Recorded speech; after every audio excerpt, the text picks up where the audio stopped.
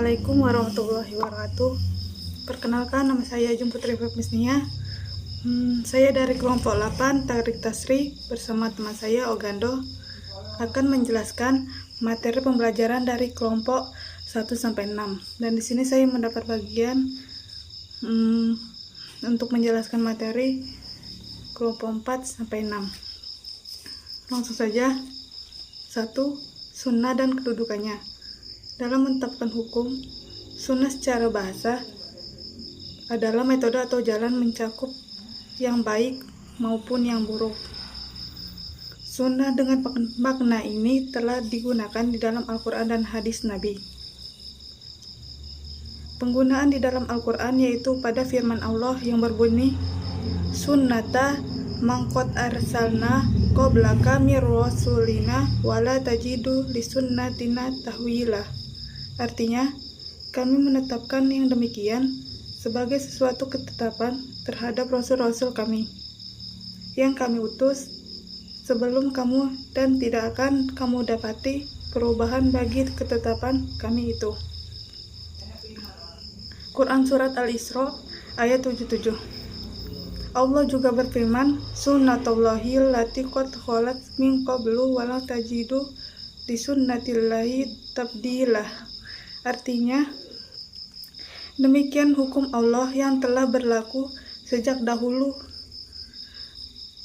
Kamu sekali-kali tiada akan menemukan perubahan pada hukum Allah itu. Surat Al-Fatah ayat 23. Pengertian sunnah menurut para ahli fikih adalah sesuatu yang telah dianjurkan oleh Nabi tanpa adanya pengharusan. Sunnah termasuk salah satu dari 5 hukum dalam Islam. Wajib, yang pertama wajib, haram, sunnah, makruh, dan mubah. Dan mereka menggunakan istilah lawan dari kata bid'ah. Sementara pengertiannya, menurut para ahli hadis, ini adalah sesuatu yang ditinggalkan oleh Nabi berupa perkataan, perbuatan, keputusan, atau persetujuan, sifat atau biografi. Adapun perkataan, misalnya sabda Nabi, innamal a'malu binniyati wa innamal likullin amrin lima nawah. Kehujaan sunnah. Sunnah Nabi adalah pokok nomor 2 dan pokok dalil syariat. Kedudukannya tepat berada setelah Al-Quran. Banyak perkara yang menunjukkan kehujaan sunnah. 1. Nas-nas dalam Al-Quran. Allah telah memerintahkan untuk mengikuti Rasulnya dan menaatinya. Allah berfirman, wa ma ata'akumu rasulu fahuzuhu wa ma naha'akum anhu fa'untahu. Artinya, apa yang diberikan Rasul kepadamu, maka terimalah, dan apa yang dilarangnya bagimu, maka tinggalkanlah. Quran Surat Al-Hasyr ayat 7. 2. Amal para sahabat. Para sahabat pada masa hidupnya, Rasulullah senantiasa mengerjakan perintah dan menjauhi larangannya. Mereka tidak membedakan antara hukum yang Allah wahyukan di dalam Al-Quran Al-Karim dan hukum bersumber dari Rasulullah. 3. Melaksanakan perintah Allah yang bersifat global berdasarkan cara yang telah dijelaskan dan dirincikan oleh Rasulullah SAW. Allah berfirman, wa aqimus sholata wa atuz zakata. Artinya, dan dirikanlah sholat, tunaikanlah zakat. Surat An-Nur ayat 56. Hubungan sunnah dengan Al-Quran dari segi hukum-hukum terkandung di dalamnya. Hukum-hukum yang terdapat di dalam sunnah ada kalanya ia menetapkan hukum-hukum yang terdapat di dalam Al-Quran atau menjelaskannya, atau menetapkan hukum baru yang tidak dibahas di dalam Al-Quran dan sunnah, tidak lepas dari salah satu 3 hal tersebut. Imam Syafi'i telah menjelaskan hal ini di dalam kitab Ar-Risalah, di mana beliau membagi hukum kepada beberapa bagian tertentu. 1. hukum yang Allah jelaskan kepada hambanya melalui nas, seperti mewajibkan zakat, sholat, haji, mengharamkan perbuatan keji yang nampak tersembunyi, perzinaan, minuman keras, memakan bangkai daging babi. Begitu juga penjelasan tentang pokok-pokok halal dan haram. Hukum di dalam Al-Quran yang bersifat global. Kemudian Rasulullah merincikannya melalui sunnah qauliyah atau perkataan, dan amaliyah atau perbuatan, seperti rincian waktu sholat, jumlah rakaatnya, dan semua hukum yang berkaitan dengannya. 3. Hukum yang ditetapkan oleh Rasulullah sendiri pada permasalahan yang hukumnya tidak terdapat di dalam Al-Quran. Di dalam kitabnya, Allah mewajibkan manusia untuk menaati beliau dan kembali kepada hukum yang beliau putuskan. Artinya, taatilah Allah dan taatilah Rasulnya. Quran Surat An-Nisa ayat 59. Mutawatir dan ahad. Dari segi sanad, hadis dapat dibagi menjadi dua bagian pokok, yaitu al-mutawatir dan al-ahad. 1. Al-mutawatir adalah hadis yang diriwayatkan oleh banyak perawi yang lazimnya mereka terhindar dari melakukan dusta, mulai dari awal hingga akhir sanad, dan mereka semua bersandar kepada panca indera. Al-mutawatir sendiri terbagi menjadi mutawatir lafzi dan maknawi. Al-mutawatir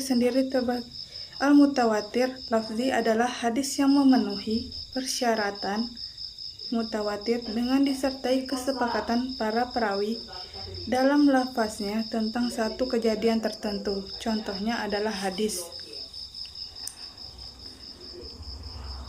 Man kazaba alayya muta'amanda falyattaba'u wa maq'adahu minan nar. Artinya, barang siapa secara sengaja berdusta di atas namaku, maka bersiaplah menempati tempat duduknya di dalam neraka.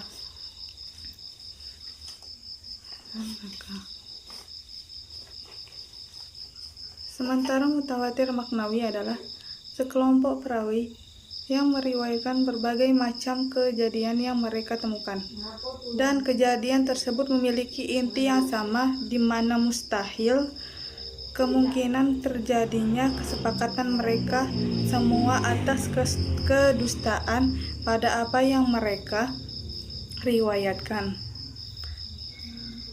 Contohnya adalah hadis-hadis yang berbicara tentang mengangkat tangan ketika berdoa,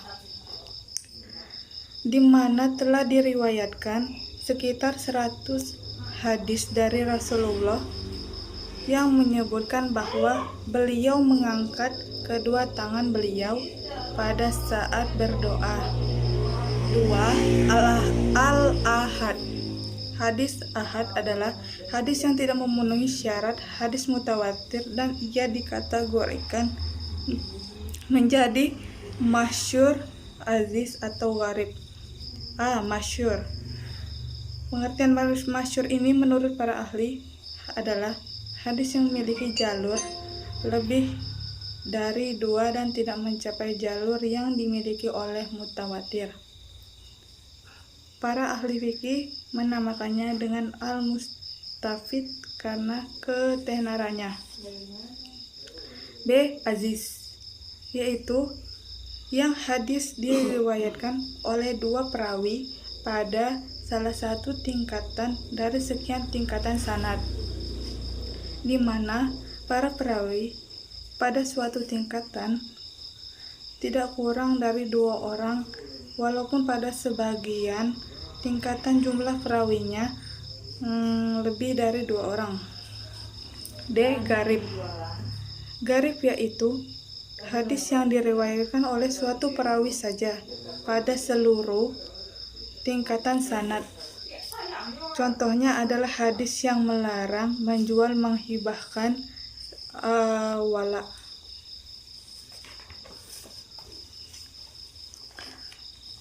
Kemudian sunnah yang qati dan zani.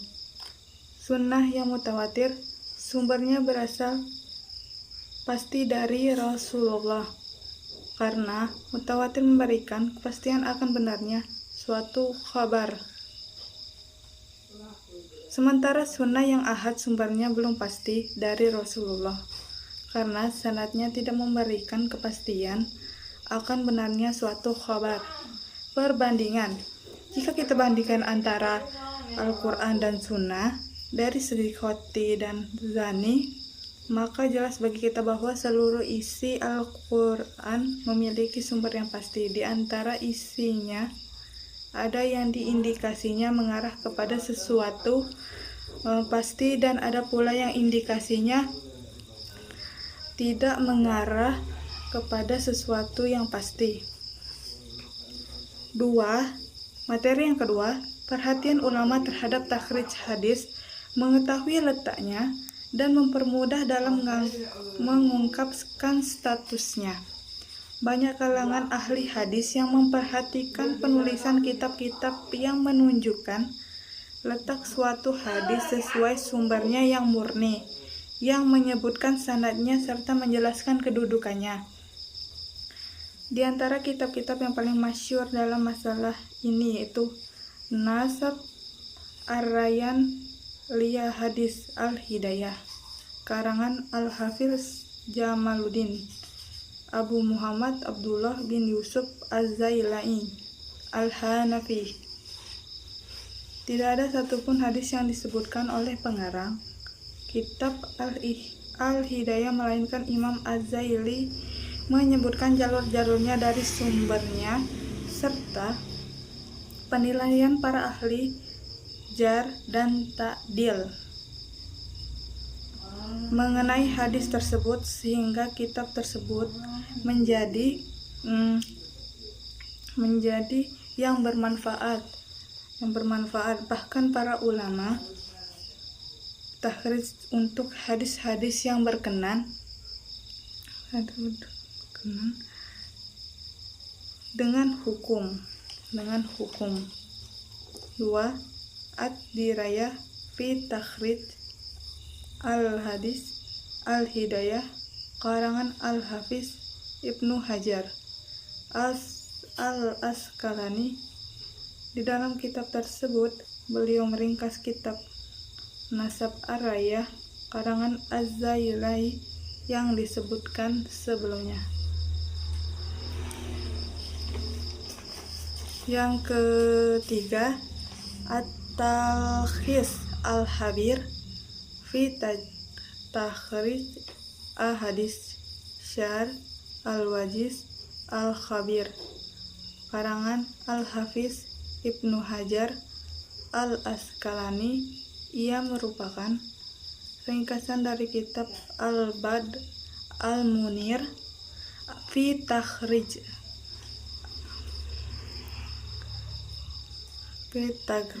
al-hadis wa al-atsar wal akiyah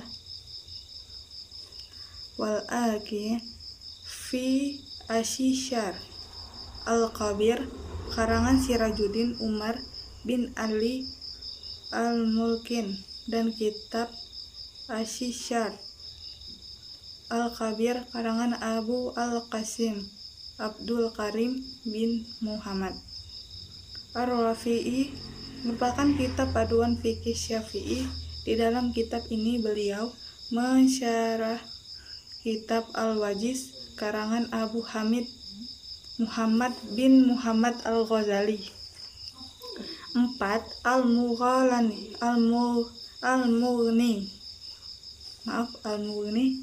Anham Al-Asfar bin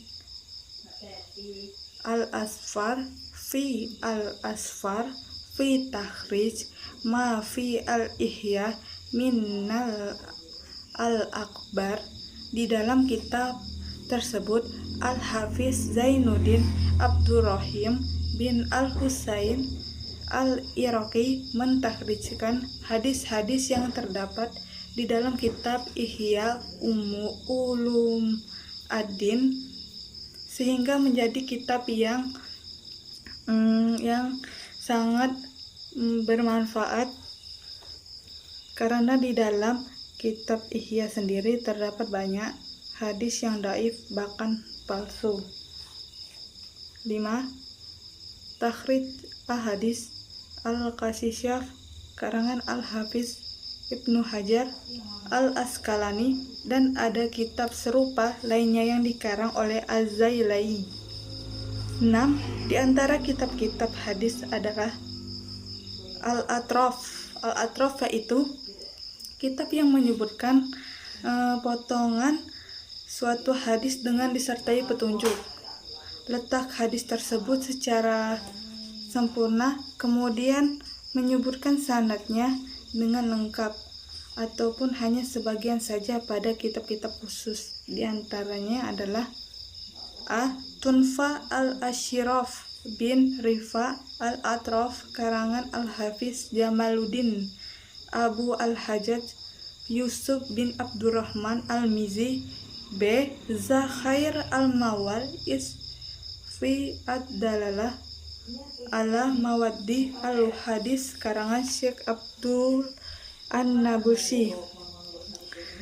Banyak pula kitab-kitab hadis yang disusun demi mempermudah dalam mengetahui posisi suatu hadis dan mentakhrijnya dengan tingkatan berbeda-beda untuk memenuhi hak hadis tersebut dan mempermudah dalam mencarinya. Di antara kitab-kitab yang terkenal dalam bab ini adalah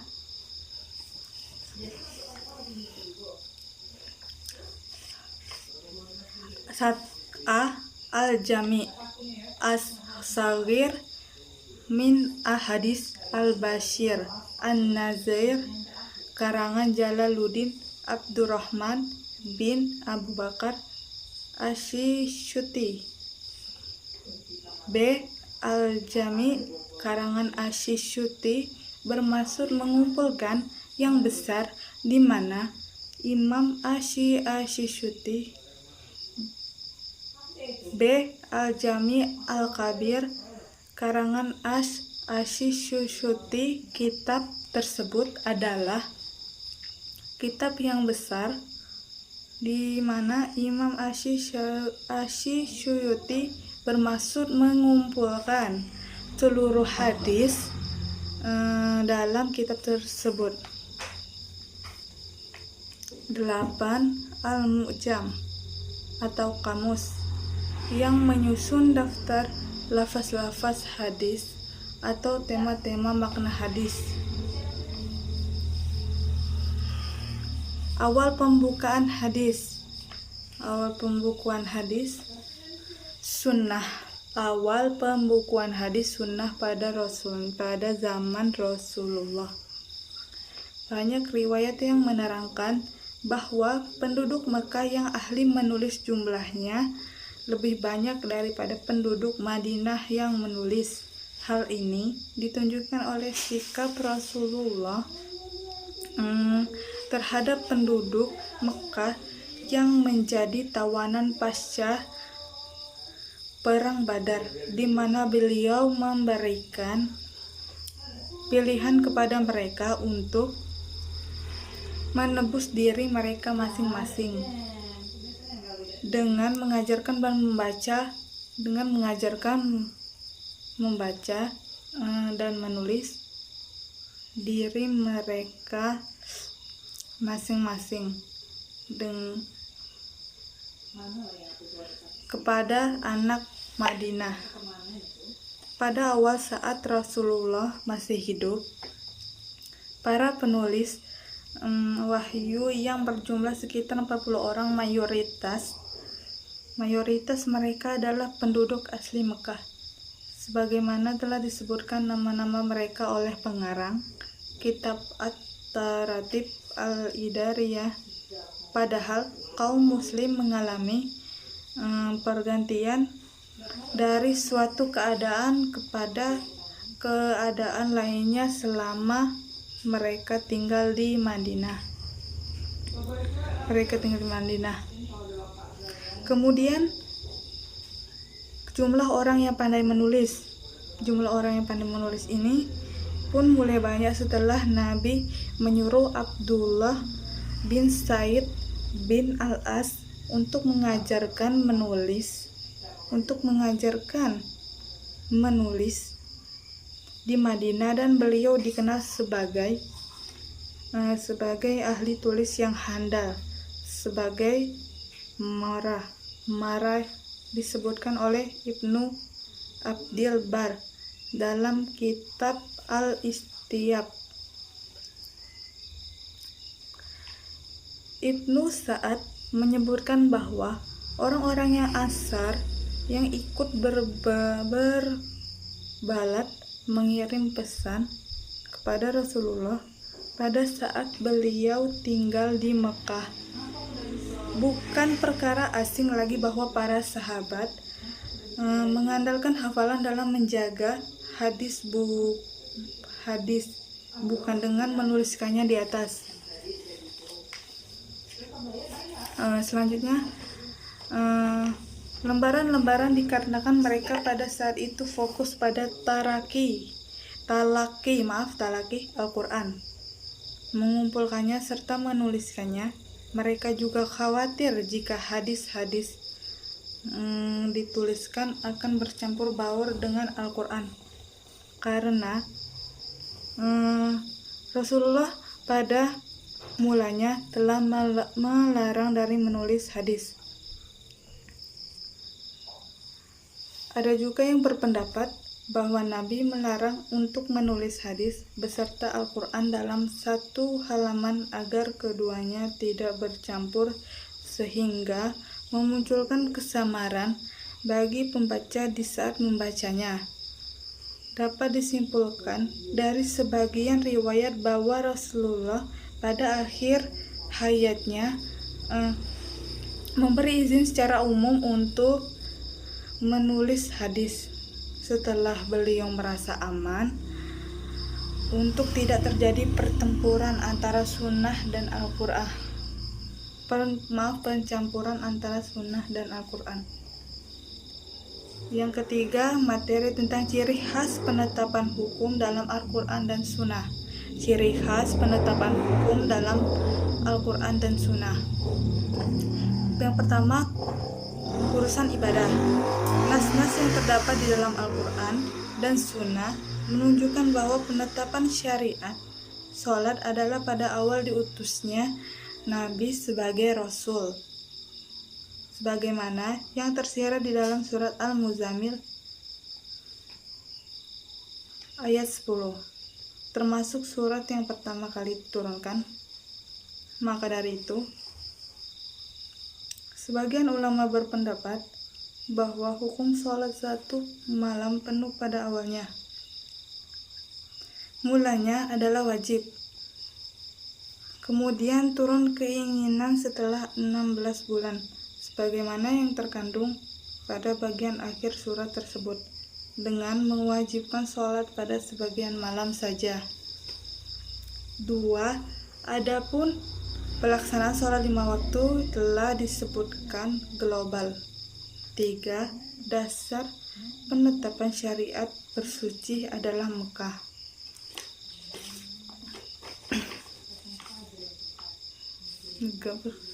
Surat awal Mekah.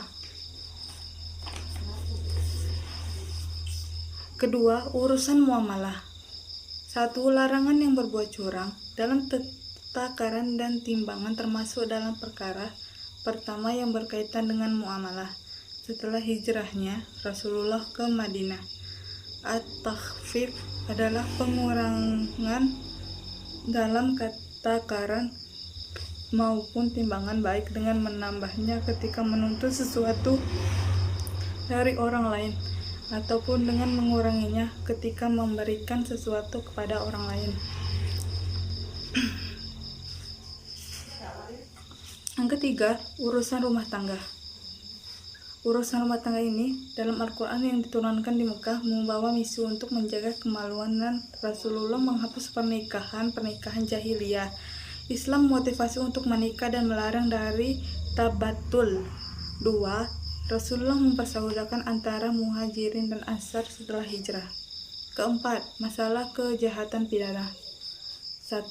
Syariat rajam dalam perzinahan antara seseorang muhsan turun pada tahun keempat setelah hijrah, yaitu ketika terjadi peristiwa perzinahan antara lelaki Yahudi dan wanita Yahudi, maka Rasulullah merajam mereka berdua.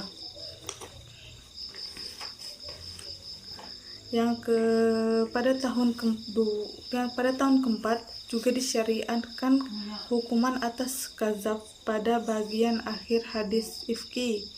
Pengharaman arak ditetapkan secara berangsur-angsur hingga pada akhirnya keharamannya ditetapkan secara total. 4. Hukuman bagi perampok ditetapkan pada tahun ke-6 atau ke-7 Hijriah. 5. Penetapan syariat qisas antara jiwa dan anggota badan adalah pada tahun ke-8 Hijriah. 6. Pada tahun ke-8 Hijriah juga disyariatkan hukuman atas pencurian. 7. Penetapan syariat lian terjadi pada tahun ke-9 Hijriah berdasarkan hadis Uwaimir Al-Ajlani yang muttafaq alaih.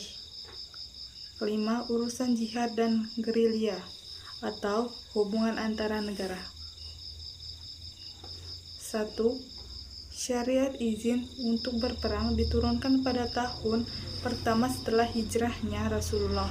2. Kemudian perintah kepada kaum muslim untuk memerangi siapa saja yang memerangi mereka sebagai upaya.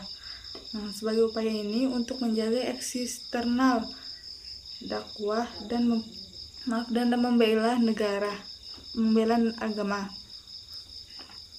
3.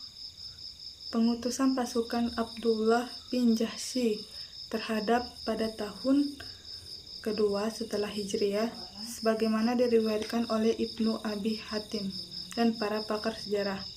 4. Perang Badar terjadi pada tahun kedua Hijriah dan pada saat itu turun surat Al-Anfal. 5. Ketika Nabi tiba di Madinah, muamalah orang-orang kafir dengan beliau. 6. Kemudian turunnya surat Baro'ah yaitu At-Taubah adalah pada tahun ke-9 Hijriah. Mungkin itu saja yang saya dapat sampaikan dari materi ini. Kurang dan lebih mohon maaf. Saya mohon ampun kepada Allah. Wabillahi taufik wal hidayah. Wassalamualaikum warahmatullahi wabarakatuh.